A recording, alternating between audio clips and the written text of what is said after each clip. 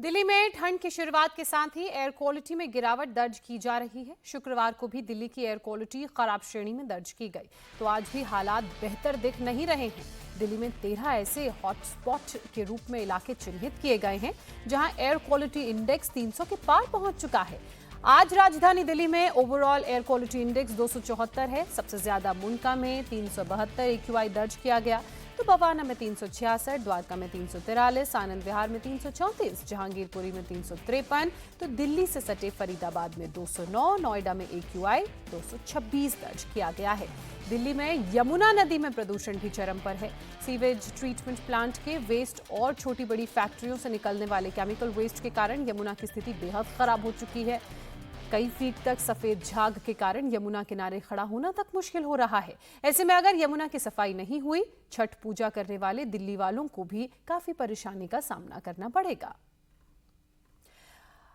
अब आपको दिल्ली में यमुना नदी की सफाई के दावों से जुड़े वीडियो दिखाते हैं।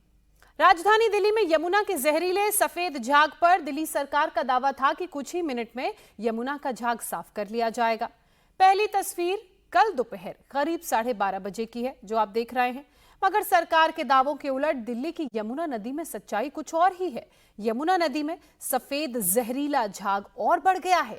यमुना में टॉक्सिक फोम वाला दूसरा वीडियो जो आप देख रहे हैं, आज सुबह करीब 7:15 बजे का है। राजधानी दिल्ली में यमुना की जब ये डरावनी तस्वीरें दुनिया के सामने आई तो दिल्ली सरकार की भी नींद टूटी।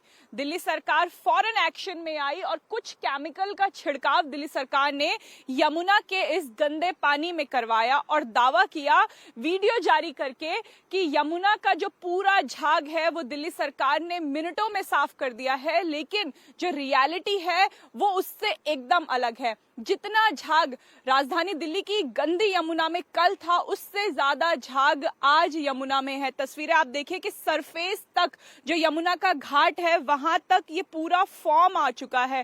कल अगर 3-3 फुट का फॉर्म तैर रहा था और केवल किनारे पे ये फॉर्म तैर रहा था, सफेद झाग, सफेद जहरीला झाग तैर रहा था, तो आज यमुना का जो पूरा जितना भी सरफेस है पूरे इलाके में जो है पूरे पानी में इस समय सफेद झाग तैर रहा है।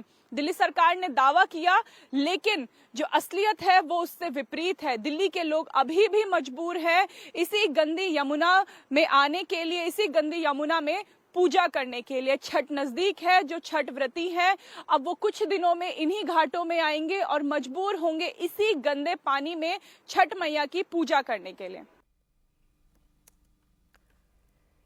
इधर दिल्ली की बिगड़ती आबो हवा के पीछे पड़ोसी राज्यों पंजाब, हरियाणा और उत्तर प्रदेश में जलाए जाने वाली पराली को भी अहम कारण माना जा रहा है।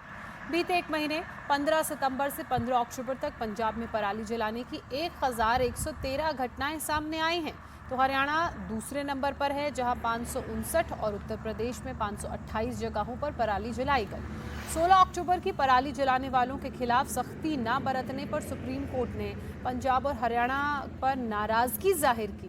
दोनों राज्यों के मुख्य सचिवों को 23 अक्टूबर को व्यक्तिगत रूप से पेश होने को कहा।